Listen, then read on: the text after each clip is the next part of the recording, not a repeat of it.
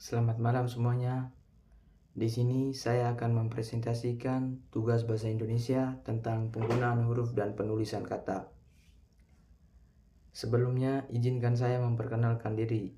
Perkenalkan, nama lengkap saya Fiorensis Bota Manggoran. Saya dari kelas 1B jurusan Promosi Kesehatan. Oke, langsung saja ke materi presentasi yang pertama, penggunaan huruf. Di sini yang akan dipresentasikan pertama adalah huruf kapital. Nah, huruf kapital memiliki beberapa fungsi. Fungsi yang pertama, huruf kapital atau huruf besar digunakan sebagai huruf pertama pada awal kalimat. Contohnya pada kalimat dia sedang makan. Di sini kata dia ditulis huruf kapital karena berada pada awal kalimat. Selanjutnya, huruf kapital dipakai sebagai huruf pertama petikan langsung.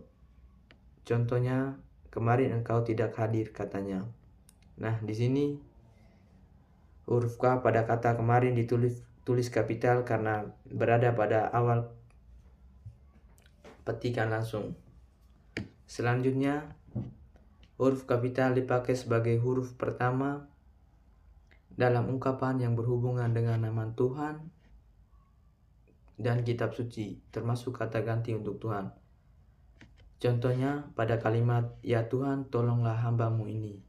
Di sini kata huruf Y pada kata ya ditulis kapital karena berada pada awal kalimat, dan huruf T pada kata Tuhan ditulis kapital karena ini merupakan nama Tuhan.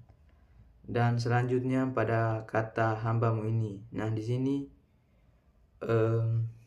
huruf M ditulis kapital karena ini menunjukkan kata ganti untuk Tuhan. Selanjutnya, huruf kapital digunakan sebagai huruf pertama nama gelar kehormatan, keturunan, dan keagamaan yang diikuti nama orang. Contohnya, Pangeran Diponegoro adalah salah satu pahlawan nasional di Indonesia. Nah, di sini huruf pertama pada kata Pangeran dan Diponegoro ditulis kapital. Selanjutnya, huruf kapital dipakai sebagai huruf pertama unsur nama orang. Contoh dari fungsi ini adalah Raden Ajeng Kartini, dikenal sebagai pelopor emansipasi wanita di Indonesia.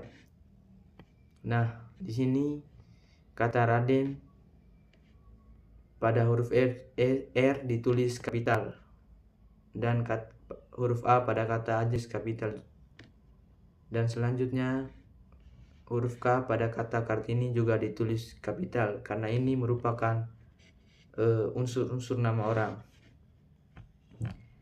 Selanjutnya, huruf kapital dipakai sebagai huruf pertama nama tahun, bulan, hari raya, dan peristiwa sejarah.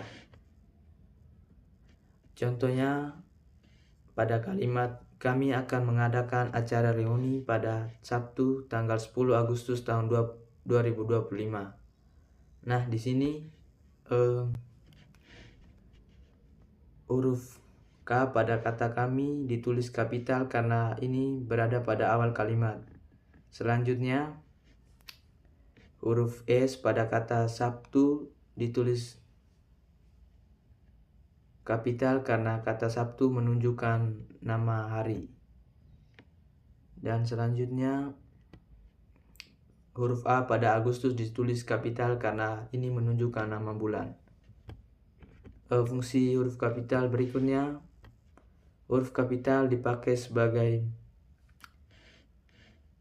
huruf pertama unsur nama jabatan dan pangkat yang diikuti nama orang atau yang dipakai sebagai pengganti nama orang tertentu, nama instansi atau nama tempat. Nah, ini contohnya adalah besok Presiden Prabowo akan berkunjung ke Kalimantan. Selanjutnya, kegunaan huruf kapital dipakai sebagai huruf pertama nama bangsa, suku bangsa, dan bahasa. Contohnya pada kalimat suku Dayak dan suku Sasak. Di sini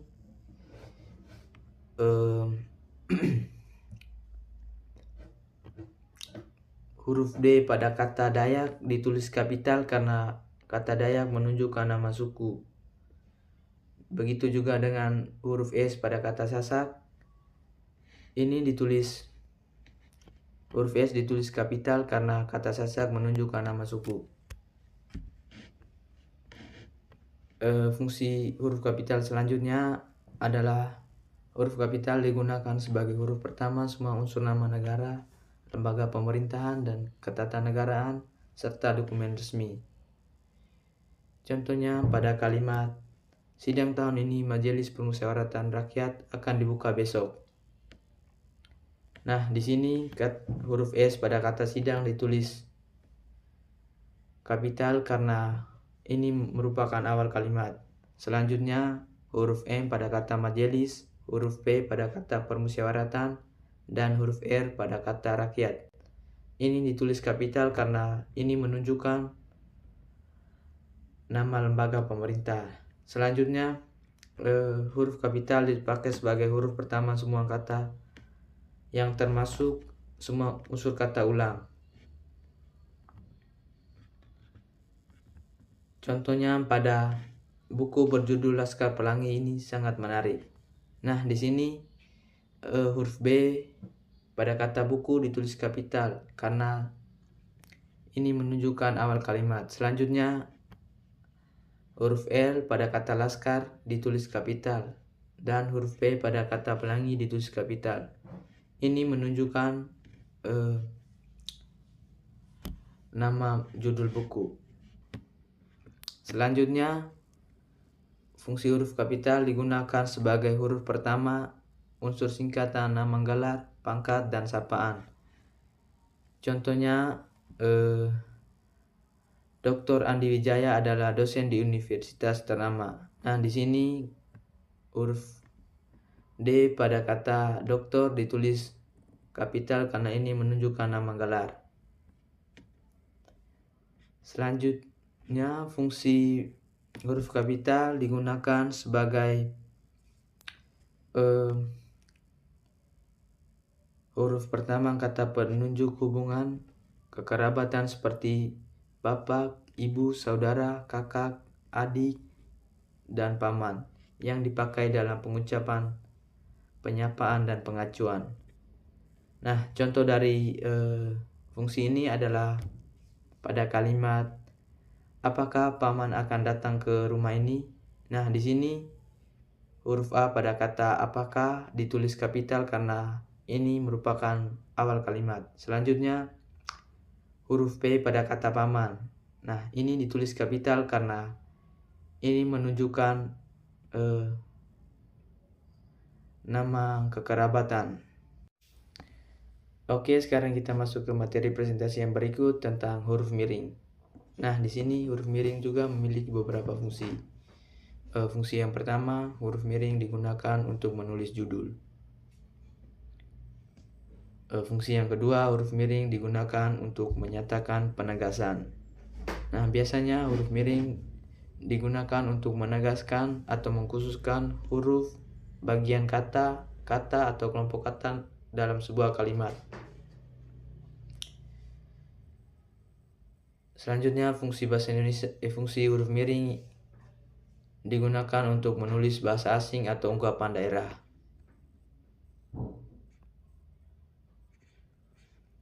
Oke, sekarang masuk ke materi presentasi yang ketiga tentang singkatan, akronim, dan angka dalam teks.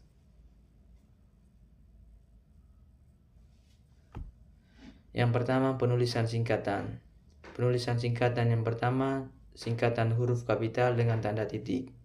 Contohnya, KH. Di sini pada huruf K dan H diberi tanda titik.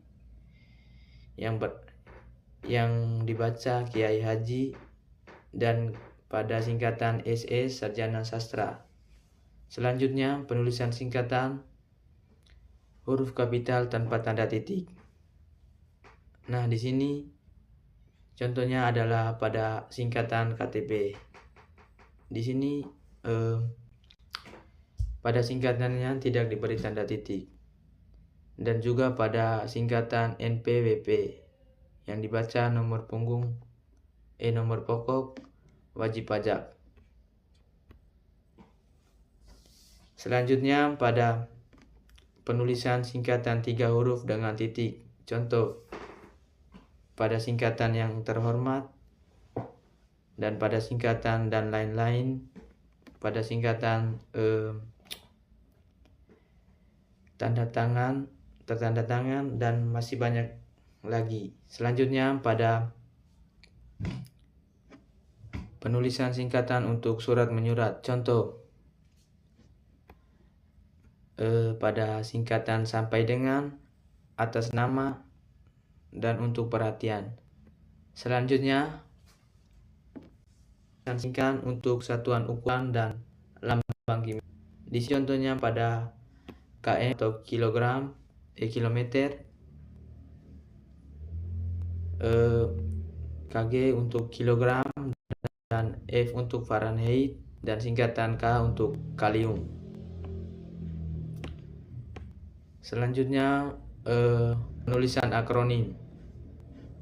Akronim bisa diartikan sebagai gabungan dari beberapa huruf, suku kata, atau bagian-bagian lainnya yang dilafalkan atau dituliskan sebagai sebuah kata yang wajar. Penulisan akronim yang pertama, akronim huruf depan kapital. Contoh, penulisan akronim huruf depan kapital adalah Jateng, yang berarti Jawa Tengah, Suramadu, Surabaya Madura, Bulog, Badan Urusan Logistik. Yang kedua, penulisan akronim huruf kecil. Akronim juga bisa ditulis huruf kecil menggunakan huruf yang merupakan gabungan dari huruf awal atau suku kata. Nah, cara penulisan akronim ini tidak berlaku untuk nama diri. Contohnya pada pemilu, pemilihan umum. Pada akronim TUKIN, tunjangan kinerja, dan SIDAK, inspeksi, yang berarti inspeksi mendadak, dan lain sebagainya. Oke, sekarang kita masuk ke materi presentasi yang berikut tentang penulisan angka. Di sini, yang pertama, bilangan dalam teks yang dapat dinyatakan dengan 1 atau 2 kata ditulis dengan huruf, kecuali jika dipakai secara berurutan seperti dalam perincian. Contohnya dalam kalimat dia makan 3 kali sehari. Di sini 3 tidak dituliskan dalam bentuk angka melainkan dalam bentuk kalimat. Kenapa? Karena sesuai peraturan pertamanya, bilangan dalam teks yang dapat dinyatakan dengan 1 atau 2 kata ditulis dengan huruf. Contoh yang berikutnya, bilangan 2, 4, 6, dan 8 merupakan bilangan genap. Di sini 2, 4, 6, dan 8 ditulis dalam bentuk angka karena ini merupakan satu deretan barisan bilangan, jadi ditulis dalam bentuk angka. Selanjutnya, angka yang menunjukkan bilangan besar dapat ditulis sebagian dengan huruf supaya lebih mudah dibaca. Contohnya, dia memiliki 460 buah apel. Di sini 460 buah ditulis dalam bentuk angka supaya lebih mudah dibaca. Selanjutnya, bilangan pada awal kalimat ditulis dengan huruf. Contoh, 20 orang peserta telah hadir. Di sini 20 ditulis dalam bentuk kalimat karena berada pada awal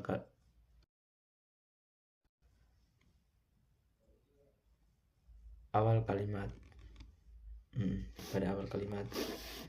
Selanjutnya, angka yang menunjukkan bilangan besar dapat ditulis sebagian.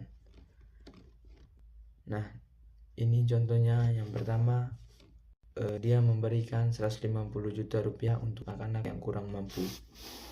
Di sini 50 ditulis dalam bentuk angka dan juta ditulis dalam bentuk kalimat. Selanjutnya, fungsi angka yang kelima dipakai untuk menyatakan ukuran, panjang, berat, luas, isi, dan waktu, serta nilai uang. Contohnya, pada kalimat 3 jam 10 menit dan pada kalimat 4 bulan 3 minggu 6 hari. Selanjutnya, angka dipakai untuk menomori alamat seperti jalan, rumah, apartemen, ataupun kamar. Nah, contohnya seperti Jalan Mawar nomor 45. Selanjutnya, angka dipakai untuk menomori bagian karangan atau ayat kitab suci. Contohnya seperti Yohanes bab 4 ayat 12 sampai 14. Selanjutnya, penulisan angka yang mendapat akhiran an. Contohnya pada tahun 1990-an. Selanjutnya, bilangan yang digunakan sebagai unsur nama geografis ditulis dengan huruf. Contohnya Jalan 3 Serangkai ataupun Gunung 7. Oke, sekarang kita masuk ke materi presentasi yang berikutnya tentang penulisan kata. Yang pertama, kata dasar dan kata turunan. Ya, satu, kata dasar. Kata dasar adalah kata yang ditulis sebagai satu kesatuan. Contohnya, kantor pajak penuh sesak, ataupun saya pergi ke sekolah. Contoh lainnya yaitu buku itu sangat tebal. Selanjutnya, kata turunan. Pengertiannya menurut Kamus Besar Bahasa Indonesia adalah turunan atau kata berimbuhan yang terbentuk sebagai hasil dari proses afiksasi, reduplikasi, ataupun penggabungan. Contoh dari kata turunan adalah penyair, pelukis, membaca, dimakan, bermain, terkanam, gelembung, lukisan, dan kemilau. Selanjutnya, materi tentang gabungan kata atau kata majemuk. Pengertiannya adalah kata yang terdiri dari sejumlah kata yang digabungkan dengan dan membentuk makna baru. Berdasarkan pengertian secara umum, kata gabungan adalah kata yang disusun dari kata berbeda yang umumnya terdiri dari dua kata sesuai dengan kaidah yang diatur dalam Pedoman Umum Ejaan Bahasa Indonesia. Nah, contoh dari kata gabungan dalam kalimat. Yang pertama, gabungan kata yang terdiri dari kata majemuk atau istilah khusus yang dipisah. Yang kedua, gabungan kata yang berpotensi menimbulkan salah persepsi wajib ditulis dengan tanda penghubung. Yang ketiga, kata ditulis terpisah meskipun diberi sebuah imbuhan pada awal atau akhir kata. Yang keempat, gabungan kata ditulis secara serangkai jika imbuhan yang dibubuhkan adalah awalan sekaligus akhiran atau konfiks. Yang kelima, gabungan kata yang sudah padu mesti ditulis secara serangkai. Selanjutnya, kata depan, yaitu di, ke, dan dari, dan penggunaannya. Menurut Pedoman Umum Ejaan Bahasa Indonesia, penggunaan kata depan seperti di, ke, dan dari ditulis terpisah dari kata yang mengikutinya. Berikut contoh penggunaan kata depan dalam kalimat yang tepat. Yang pertama, di mana dia sekarang. Nah, di sini kata di ditulis terpisah karena harus sesuai dengan Pedoman Umum Ejaan Bahasa Indonesia. Contoh lainnya adalah kain itu disimpan di dalam lemari. Nah, di sini disimpan di-nya tidak dipisahkan karena di ini bukan disimpan bukan menunjukkan sebuah tempat atau lokasi. Sedangkan di dalam ini merupakan kalimat yang menunjukkan suatu tempat atau keberadaan suatu benda. Selanjutnya, dia ikut terjun ke tengah kancah perjuangan.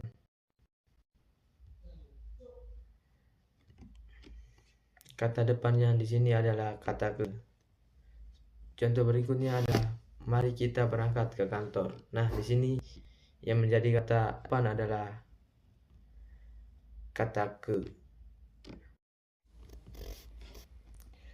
Oke, sekarang kita masuk ke materi presentasi yang terakhir tentang kata serapan dan ejaan yang disesuaikan. Pengertian kata serapan menurut Kamus Besar Bahasa Indonesia adalah kata serap dari bahasa lain berdasarkan kaidah bahasa penerima. Oleh karena itu, kata serapan dapat dikatakan sebagai kata serapan jika tidak khususnya pada bahasa Indonesia. Nah, contoh dari kata serapan adalah yang pertama, kata bioskop yang diserap dari bahasa Belanda, kemudian kata internet yang diserap dari bahasa Inggris, dan kata quality yang menjadi kualitas atau business yang menjadi bisnis.